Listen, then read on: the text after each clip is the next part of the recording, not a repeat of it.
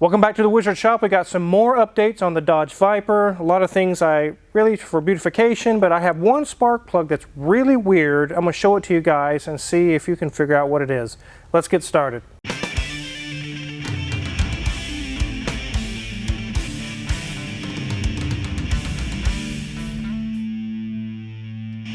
Today's video is sponsored by a 95 Jaguar XJ12. No, just kidding, guys. But we have had this for sale for quite a ways. So it's kind of a recap. This is Mrs. Wizard's 95 XJ12. It is in very good shape with only 83,000 miles. It runs and drives great. Has a small problem with the radio we will not be fixing.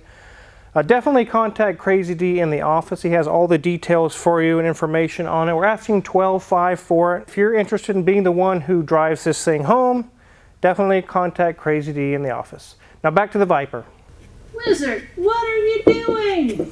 I'm finishing up the valve covers, and they actually turned out very good on these. I actually have one already installed. I did like 4 or 5 big updates on this thing I want to show you guys today. So I'll go ahead and open the hood. I can show you one of these is installed. I painted the valve covers with etching primer, actually after I stripped them. And then I put Ferrari crinkle red paint on it, and it matches close to the original engine color. I understand that the original engine color is unobtainium. It really doesn't exist anymore. All you can do is get close. So it's a little off, but it looks a lot better than it did before. Here's a picture of what they looked like before I stripped them. They look ratty. Here's another picture. It shows the stripping process, and I painted it, and then now I will show you what it looks like installed. There you can see it looks much nicer. It doesn't look like it's been through a bomb blast or something and the paint's peeling off. You can see I hand painted the silver on the Viper emblem and the Viper writing, the words there. It actually turned out pretty good. I can't complain. You can see that the color is a little bit off. The paint that I use is a little bit more orange in color, and the paint that was original had more blue or a purplish to the red. So it's as close as it's going to get, and to me it's fine because it does not look like a ratty old valve cover now. So here we have, this one's all painted up and ready to go. I've got the new valve cover gaskets, which if you remember in the previous videos they were leaking. Now it'll have new gaskets. So I'll go ahead and put this on, and then I'll show you the updates I have on the HVAC airbox lid. So let's go ahead and get these on.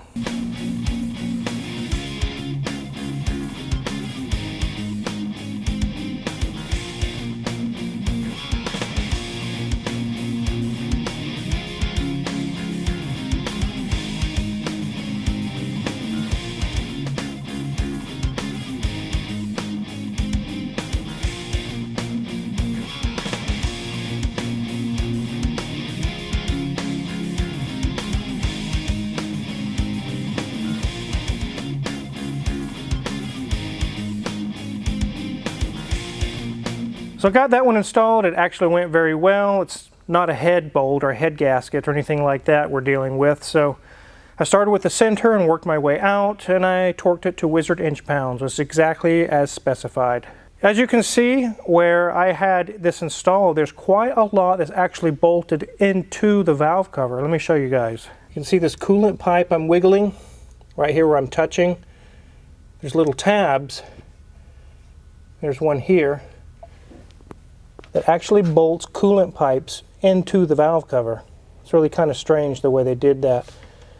There's also little clips that fit on studs that hold the spark plug wires up and out of the way. I need to get those on, and also this little PCV valve needs to go on, and that side will be done. So that's what I did with the valve covers. That's what I did to solve the ugly, nasty peeling paint. And you guys remember the HVAC box had a hole punched in it from a previous, I don't know how or what happened, but it was actually sucking in air from the exhaust manifold area for the AC. It was very hot and it wasn't cooling as well. Let me show you guys how I fixed it. I tried to search for one of these on eBay or something like that, and I just couldn't find one. And I saw one in a forum where they mentioned they had trouble finding one, and they did find one. And it was like 600 bucks. I'm not interested in paying 600 bucks for a piece of plastic. So I got a piece of plastic here and riveted it over the hole. You can see the rivets.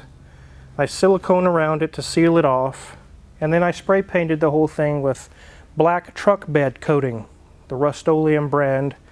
It has a nice dry, rough finish, kind of a cast finish. It looks like brand new plastic basically. So that seals up that hole, won't be sucking up hot exhaust fumes. Not exactly fumes, but the heat itself off the exhaust manifolds. We don't need 800-degree heat getting into our AC system. Let's go ahead and get this thing installed.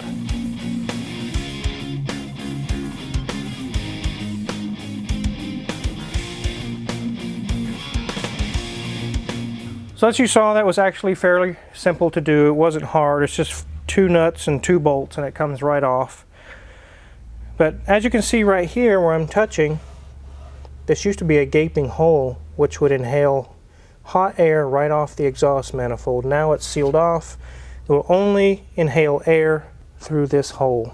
Nice fresh air. If you also noticed, I didn't use any power tools or zip down on this. As part of experience is with plastic pieces and parts, you don't go impacting stuff back together. That's where it strips and breaks, especially on vehicles that are 20 and 30 years old. You will break it to pieces using big power tools and things like that. And while I had all this apart, I actually changed all the spark plugs. It's a 10-cylinder, 9 of them looked normal, but one of them was really strange. I want to show you guys. So here's all the old plugs. There's some old Champion plugs. They're probably original. I don't know. It's only got 20-some thousand miles. It's probably never been changed. But you can see that these look normal, that they have a little bit of tan coloration on the tips of the ceramic insulator there by the electrode. They just have a very light tan coloration. I'll grab a couple more to show you. Here's a couple more. Again, they all look like this with nice tan coloration. They were burning very well, doing like they're supposed to, or firing very well, I should say. But there's a really strange one that baffles me. This one looks kind of normal on this side until I flip it over and it's red, like rust red. It's really strange. Maybe you guys can let me know in the comments what you think it is. Could be a weird injector spray pattern, or it could be, I don't know what that is. I've seen all kinds of weird colors on spark plugs, but that's almost like it's rusted. But it's not antifreeze. Antifreeze won't rust. I don't know. See what you guys think. So you guys can let me know in the comments what you think about that one strange spark plug. I did replace it, and we'll see if we have any other issues. It ran fine. I really didn't have any trouble.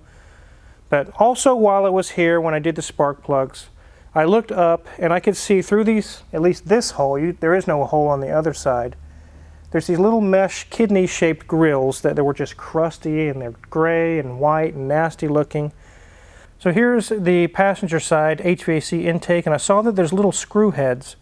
There's 4 of them. There's 2 that you can see, one on either side. They kind of have to go through a hole that's right in through here. And you can get to all 4 screws, and that removes those kidney-shaped grills off of the hood. So once I got both of those off, I cleaned them up. I also cleaned the area, the cavity that they were in, made sure it's all dust-free, dirt-free, and actually spray painted them with some matte black paint. And then I reinstalled them, and I'll show you guys what they look like. They look very nice, like brand new. Ta-da!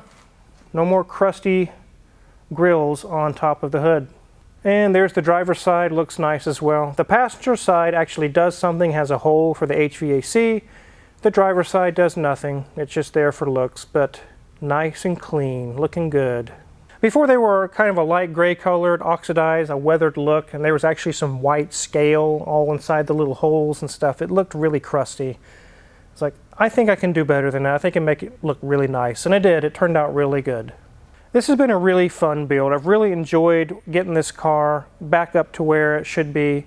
It was pretty nice when I got it, but I'm dialing it in and getting everything really, really nice. If you see in previous videos, I did the exhaust, I refinished the wheels, they look very nice.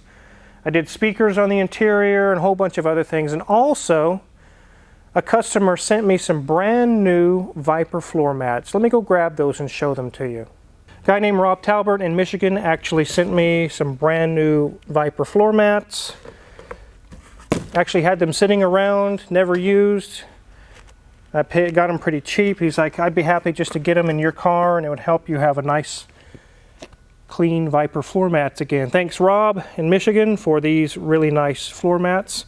Let's see, do they fit nicely? There's one in the passenger floorboard. It looks nice and fancy, brand new. Here's the old one here, and you can see in the red threading, it's actually starting to turn black around here, and it was looking pretty grungy. They could probably be scrubbed and cleaned up, and I'll just keep these for extras. But since Rob was nice and sent us the brand new ones, I will definitely use those. It adds just a little bit more pizzazz to an already freshened up car. So I'm pretty much done under the hood. I don't have any major tear downs or anything like that to do. And here in November, when I finally do get a chance to get the rear brakes upgraded to Tom's, which is now Rick's 40mm upgrade, it'll pretty much be sorted. I don't have any, like I said, anything major left to do. Next spring, when it's cruising weather, I can just get out and cruise. Everything from front to back will be fully sorted and ready to rock. But I'm still been enjoying it as it is. If you're curious what kind of tools we use to work on this Viper or any other car in the shop, check our Amazon affiliates link in the description below. We get a small cut and we really appreciate it.